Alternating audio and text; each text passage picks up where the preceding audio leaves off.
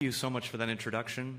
HPU Board of Trustees, faculty, staff, family, alumni, graduates, and any attending bald eagles. I hear they fly really low around here, so I'll be careful. It is an honor to be here and to be your 2018 commencement speaker. I admit I have never been a commencement speaker before. It makes me very nervous to get up here and speak to all of you for a number of reasons, which I'll get into. And that's a good thing, which I'll also speak to you about. Some of you know me from my music, maybe peripherally. Some of you have maybe seen me on some TV shows and cameos. Some of you maybe know me from singing Kanye West's tweets and Donald Trump's tweets on Jimmy Kimmel. You sent me some tweets. Some of the graduates sent me some tweets when it was announced I would be speaking today, and I said I was nervous. So I'd like to actually read a few of those right now, if you don't mind. They're very, very sweet.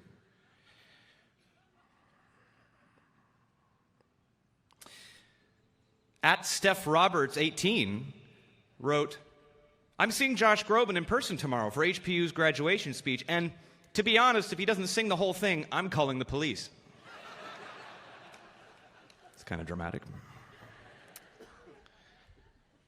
At Hillary Kokachko wrote, "Josh Groban was invited to host the Tony Awards only after they heard he was High Point University's graduation speaker. You're welcome, dude." Hashtag HPU famous. At Kendall Karstens wrote me, "Hope my mom doesn't throw her bra at Josh Groban while he's giving my graduation speech at High Point University." I'll leave it there. Yeah. Thank you for the support, guys. I guess my first piece of commencement advice would be, don't tweet anything you wouldn't want read at your own graduation. Honestly, I have wondered, why me today? I'm speaking to hundreds of brilliant minds, and I never finished college myself. I barely even started college. I was offered a once-in-a-lifetime opportunity, another kind of learning experience, a fork in the road, a record deal, and I took it. I did have a backup plan, though. Always have a backup plan. I could have gone back a year later. It was a leave of absence. That was nearly 20 years ago. I could go back now, I suppose. I was at Carnegie Mellon University, as Dr. Cobain mentioned. It was a wonderful school and an amazing theater program. But I have learned and been inspired by this amazing music today that it is the only school in the U.S. at which I could get my master's degree in bagpipe performance. So if I didn't take full advantage of that fact now, I would be a fool and will probably be going back. But seriously, should I be here speaking to you? My anxiety, my fear of public speaking could have shooed me away from the privilege of today very easily. And what do I say? I'm still relatively young. I have so much left to learn, and in many ways, you are so much savvier than I am. Snapchat filters terrify me. But I'll do my best to impart some knowledge that came from a really unexpected turn in my life, one that changed my life, and of which you will discover now there will be many. I'm thinking back to when I was sitting on my dorm bed after getting that fateful call and wondering, should I stay in the program? Follow the dotted line, I decided for myself, even with this sudden golden door swinging open before me. I was going to be a theater graduate and do my showcase and slowly work my way to Broadway. That was the path I had planned. But I got offered a chance for a recording career by a major label. And you have to understand, too, at that time, the music was basically NSYNC and rap rock. So I was the farthest from a sure thing, marketing-wise, as you could get. But what a chance. A risk, but a great chance. I didn't know what to do. I remembered something a camp counselor told me. Flip a coin. Flip it high. And while it's in the air, you'll get a sense of what you really want, how you want it to land. It's the gut check. I went with my gut, and I packed my bags and left. Now, I'm not suggesting in any way, shape, or form that you should have left High Point. But if my non-college education has taught me anything, it's how easy it is to get tripped up by the word should. You should do this. This is the way it should be done. And it's not just other people that tell you that. The biggest voice is your own. It nags. Shout out to the overthinkers in the audience who battle this voice every minute of every day. Now, lucky for you, I'm not here to talk about how to get through college because I have no idea. I admire all of you for exploring and experimenting and expanding your minds and picking yourselves up again and again on this campus and staying on this beautiful course thus far. I also envy you. I never got the chance to do that much at your age. The big golden door that swings open is really shiny, but on the other side, it's really cold. I wish to God I had the chance to have the college environment and to grow in that environment, to make friends in that environment. But I'm here to talk about what's outside that door and share some experiences I gathered after being pushed out of the nest when I could barely fly. But let me first start earlier than that. When I was a kid, I was terrified of singing. I was terrified of a lot of things, but the dark and singing were biggies. I knew I could do it, but I would close my door and I would sing in private. I would plug in my headphones and sing along to everything from Nirvana to show tunes, especially show tunes. But it was an audience of one. So in the 7th grade, I finally decided to join the school choir, and I stood in all the way in the back, barely even seen. I was 13, but I was a young 13. You know who you are. Shout out to the late bloomers. I was the kid who didn't grow that summer between 6th grade and 7th grade, that summer when everybody either grows or they don't. I walked into my first day of junior high, and everybody was like, "Oh, what's up? Hey." And I came in just waving, "Hi, everybody! Have a good summer?" It was Mickey. And I was picked on. And it was a music teacher, a guy named Richard Barrett. I'll never forget him. He pulled me to the front one day and he said, "Hey, you have a nice voice." "Thank you very much." And he said, "Do you know how to scat sing?" I said, "Well, I've heard my dad do it. You know, he does it around the house." It's okay. "All right, that's it. I've heard you. I'm going to give you this song. It's a George Gershwin song. It's called Swonderful. Learn it, and next week you're going to go out in front of the entire class and sing it for cabaret night. Good luck." And I thought I was dead. Like, I thought that was wedgies for the rest of my school experience. Mortified. But I worked on it. I worked on it, and I worked on it. And finally that day, it was like a made-for-TV movie. I went out there and I sang my boy soprano heart out. I was like, "Wonderful, it's marvelous, you should care for me." I scat sang. It was like the heavens opened up and everything just worked out right. The kids gave me a standing ovation. My parents had never heard me sing before. My mom was in the back of the audience just, "My baby," weeping. It went great, but it was an assignment. I would have gladly stayed in that back row. That teacher pushed my self-confidence to the front, as all great teachers do. It could have gone very poorly. But that time, that risk, it changed my life. It led to more singing, eventually getting lead roles in high school. So flash forward to the story I tell now that I've made it. David Foster, one of the most influential music producers and writers in the world, heard me sing on a demo cassette. Yes, a cassette. I'm old. And took me to sing for the California governor's inauguration. In an ill-fitting tuxedo, I sang my heart out again, and I went back to school. Had the time of my life, but I didn't assume it would lead to anything else. Just a great experience I poured myself into. A few weeks later, though, he called me again, and he said that the great tenor, Andrea Bocelli, couldn't make the rehearsals for the Grammys, where he was supposed to sing a duet with the legendary Celine Dion. And he needed me to fill in until he got there. Now, in vocal lingo, I'm a lyric baritone, and Andrea has one of the highest, purest tenor voices on the planet, singing notes I couldn't, nay, shouldn't sing. And I was asked to sing them at the Grammy rehearsals in Italian, no less, a language I had never sung in either. I was buzzing with excitement, though. I was absolutely ecstatic for the call. And I said no. At 16, wanting to be a professional singer, I'm telling David Foster, no thank you very much for the Grammy Celine Dion rehearsal duet of a lifetime. We hung up. I told my parents about the offer. David wanted me to sing a new song. I didn't know. It's called The Prayer. It's in Italian. It would require me to wear very tight pants just to sing the notes. I said no. My parents said, "Are you sure?" And before I could answer back, Foster called me back again. Miraculously. This does not happen, you guys. It's a very tough business. He called me back and he said, "Get your ass over here. I'm not asking you. I'm telling you.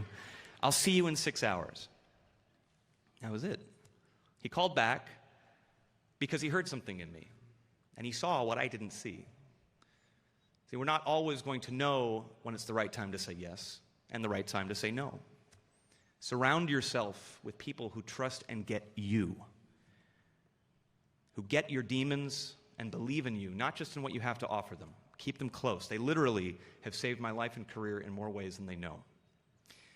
Bocelli made it for the telecast, thank God, just in the nick of time. But I sang my heart out again at that rehearsal. It's on YouTube if you want to look it up. Please don't.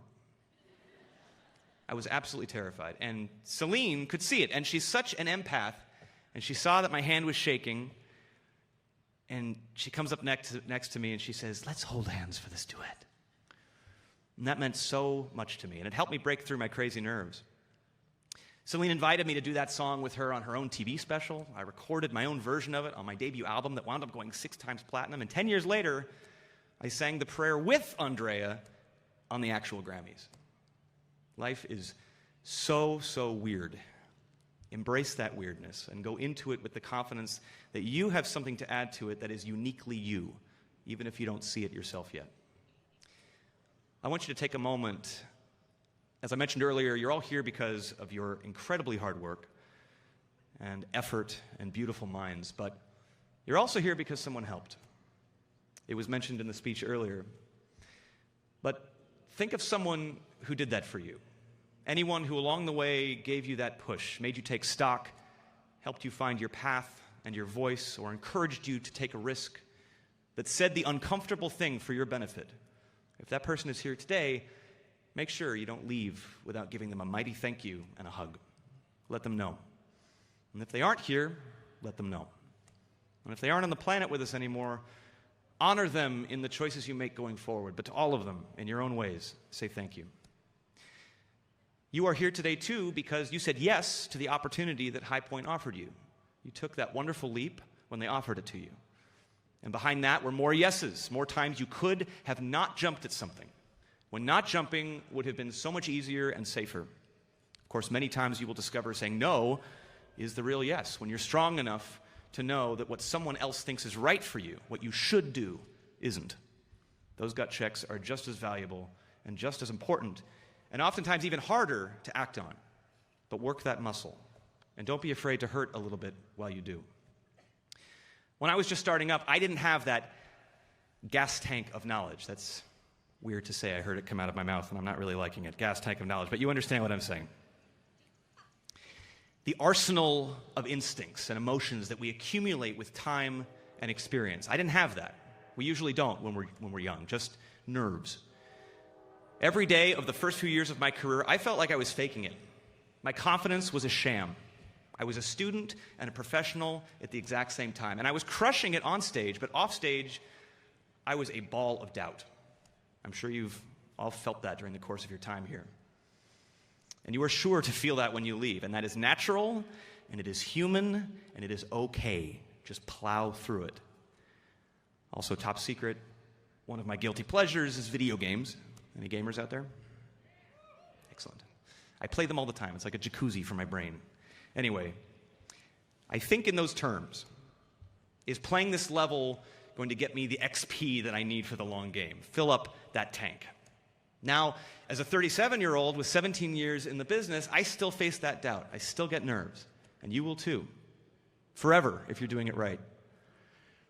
But the difference between 37-year-old me and 17-year-old me is now I have this tool belt of experiences. I'm replacing gas tank of knowledge with tool belt of experiences. I like it a lot better. This tool belt of experiences to draw from. I've collected experiences. XP. So the next time I'm in a situation that scares me, chances are I've been through something similar by doing again and again to the best of my ability each time. Get out and do. Collect those tools. They will be very shaky the first time and the second time.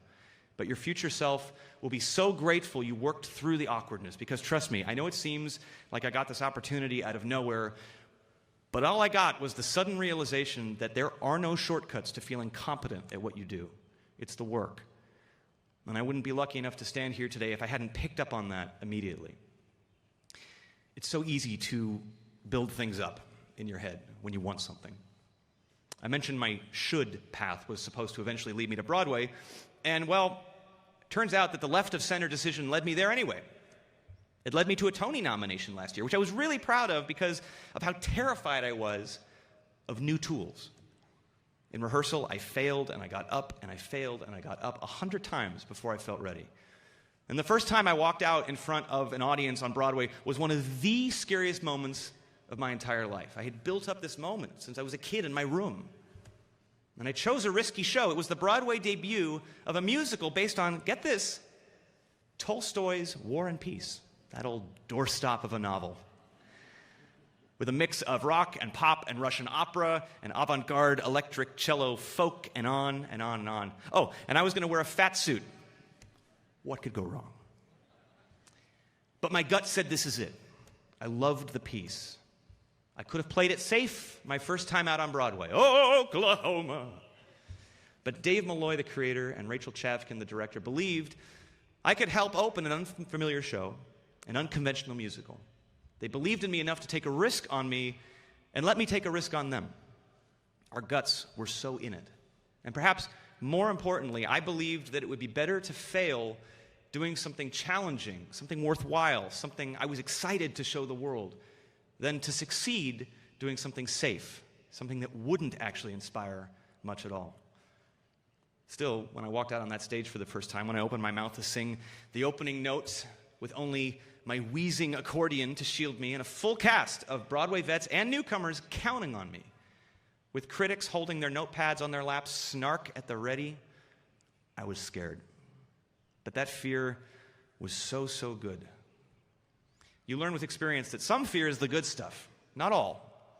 But when the fear comes from a place of wanting to follow through with a passion, something you believe in, it's real good. When it comes to your experiences, as you enter the world with your knowledge and excitement, as you choose opportunities, always remember, if you aren't scared, be worried. It's easy to say, I know, the show opened to raves, we were ecstatic. I can say that now. But it could have fallen on its face. It could have been a huge misstep in my career, one that would have been especially painful because of the Broadway dream I had put on such a high pedestal. And let me be perfectly clear in all this humble bragging I'm doing. My failures have been plentiful and super painful. I, along with pretty much every performer, and probably every human, if we're honest, if we're not sociopaths, am thin-skinned. I've done songs and albums that I put my heart into, but for some reason just didn't connect. I hosted a network music competition that was panned and quickly went away. It was called a reality TV train wreck, to be exact. And with social media, it hurts so much more. People can be anonymous, and they can be so mean-spirited. But guess what? Here's the good news. It goes away. It drifts. The good news is people won't really pay as much attention to your missteps as you do, especially if they were in the name of moving forward and growth. You will make them, and you will be challenged to pick yourself up when you do. Please do it. Because when you do, something great that connects and affects people positively, that sticks way longer, way deeper than any slip-ups. I'm here today because of those things, not the train wreck. Something that may cost you in the short term, might get you demoted, have social media lemmings making fun of you. It's going to hurt for a minute. But the learning experience from that can lead to much greater success. There is no such thing as a nuanced and fulfilling life without it. So just have your mental helmets on and be ready because it's coming. But then also, and this is a big one for me, promise me you'll stop and you'll feel the wind when you succeed. That's the balance. And that part is hard, especially for people who like to work as hard as I assume you and I both do. Most regrets of mine of a personal nature have always been because of realizing too late how important balance is. It's the rent that was due when I dove into this business and had an opportunity at 16. I was growing at a lightning speed creatively and intellectually, but at a snail's pace socially and emotionally. Balance. It's a concept that I know Dr. Groban emphasizes a lot here at High Point, and I couldn't agree more. Start majorly working out that muscle too. You've all got career goals on your minds, and maybe some of you don't, and that's absolutely okay right now. But we're well aware of the competition, the grind, the work ethic that lies ahead. But one of the important things my dad told me when I was having darker moments, yes, I have darker moments. How he could see how hamster wheel my brain was and how little I was putting into my actual life. He said, value the things that make you truly happy, not just satisfied or validated, that make your soul fulfilled. Friends, loves, a pet. And he was so right. It may seem like you're slowing down for it. It may seem like you're sacrificing in order to make room for those things. But in reality, making time and making space for the non-work related connections in your life make the work side so much more inspired and much more satisfying. And it helps with the ups and downs. You can get so caught up in the peaks and the valleys. Whatever's happening in your life now is the best thing that ever happened or the worst thing. It's important to cultivate your circle offline. Not 500 Facebook friends, but the 5 people you would invite to dinner. That is so important. Many of them are sitting near you today and will be close forever. I missed out on that part. And learning what I'm telling you a little too late. I was thrown into the professional stuff so fast, so early, the rest of it fell by the wayside. You had me beat on that one. And as I said, I do really envy you for that. But look at your closest friends with whom you share this day. And be grateful you had this time to build a bond that will get you through so many years to come, personally and professionally. Speaking of social media, and as much as I've tried to ignore it, the fact remains that thanks to all that, you are on the biggest stage a generation has ever had. All over the country in these spring weeks, people are standing as I am, at podiums, speaking to young adults graduating from college or graduating high school, and telling them that the future is in their hands. It's been said countless times through the generations to millions of graduates to be. But this year, more than it has in ages, it feels true. Right now, we can see what is happening on campuses, in workplaces, in houses of government, in the streets, where people of your generation are speaking up and leading the way for the greater good. That stage is yours now and hasn't been this pivotally important in decades. Do not take your responsibility lightly. They say it is a curse to live in interesting times, and well, these are them. And we're learning what that means more than ever, to leave good footprints, because they are needed more than ever. Now, from where I stand, in my personal slice of experience, some of the most needed footprints are in the arts. How many of you sing? I have to ask. A few of you? How many of you play an instrument, draw, paint? How many of you act or write poetry, make stories, films, or program those cursed video games? Anybody? Now, how many of you love music, love movies and novels and paintings in your life to keep you ticking and fighting the good fight? All of us. Our world is scary enough with art. Imagine it without it. Art helps us make sense of our world and of our lives. It gives us ways to express things we can't in any other way. And on the other side, to experience things in ways we otherwise couldn't. As an artist and as a human, it is my responsibility to make a better world, not just through art, but for art. I've been so fortunate. My life, the choices I've made, have given me the opportunity to pay that back and to pay it forward. Find Your Light. That's the name of my arts education foundation that I started 5 or 6 years ago, just for that reason. And it brings me to a true point of happiness you all should strive for outside these walls: altruism, selflessness, and the reward of sharing your good fortune with others. What I learned is that we know now that students with a solid arts education program do better than those without. When arts education is introduced or improved in schools that have been lacking, graduation rates go up. And we know that low-income and minority students have much less access to arts education than others do. So with Find Your Light, we're supporting programs in schools, supporting campaigns to boost arts education nationally. And these have been some of the most meaningful times in my career. Going into schools, working with students, it's great. You all are here because of incredible opportunity. Make sure giving back is a big part of your life going forward. I'm not going to pressure you to go check out our foundation's website, but you can if you wish.